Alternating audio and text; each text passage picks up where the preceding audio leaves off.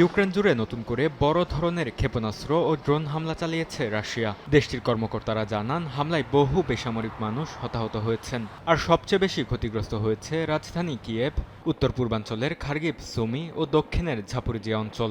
এছাড়া বিভিন্ন ধরনের ড্রোন ও ক্ষেপণাস্ত্র প্রতিহতের দাবি করেছে ইউক্রেনের বিমান বাহিনী। প্রেসিডেন্ট ভলোদিমির জেলেনস্কি জানান, ২০২২ সালে কিয়েভে পূর্ণমাত্রার যুদ্ধ শুরুর পর এটি অন্যতম বৃহৎ ব্যালিস্টিক ক্ষেপণাস্ত্র হামলা।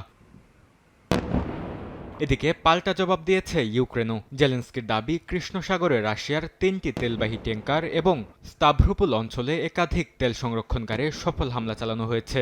রাশিয়ার জ্বালানি অবকাঠামো যুদ্ধের অর্থায়নে ভূমিকা রাখায় এসব স্থাপনাকে বৈধ সামরিক লক্ষ্য বলে দাবি করছে কিয়েভ। রাশিয়া জানায়, কৃষ্ণ সাগরের নোভোরোসিস্ক বন্দরের তেল টার্মিনালে হামলায় ২টি ট্যাঙ্কার ক্ষতিগ্রস্ত হয়। সাময়িকভাবে বন্ধ তেল লোডিং। একই সময়ে ইউক্রেনের দীর্ঘপাল্লার হামলায় রাশিয়ার গুরুত্বপূর্ণ জ্বালানি স্থাপনাগুলোও নতুন করে চাপের মুখে পড়েছে।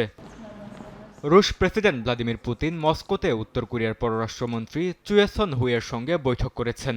এ সময় ইউক্রেন যুদ্ধে সমর্থনের জন্য উত্তর কোরিয়ার নেতৃত্ব ও জনগণকে ধন্যবাদ জানান পুতিন। বিশ্লেষকরা বলছেন, ইউক্রেন যুদ্ধ ঘিরে সামরিক সহযোগিতার মাধ্যমে সাম্প্রতিক বছরগুলোতে মস্কো ও পিয়ংইয়ং এর সম্পর্ক আরও ঘনিষ্ঠ হয়েছে, যা যুক্তরাষ্ট্র ও দক্ষিণ কোরিয়ার উদ্বেগ বাড়িয়েছে।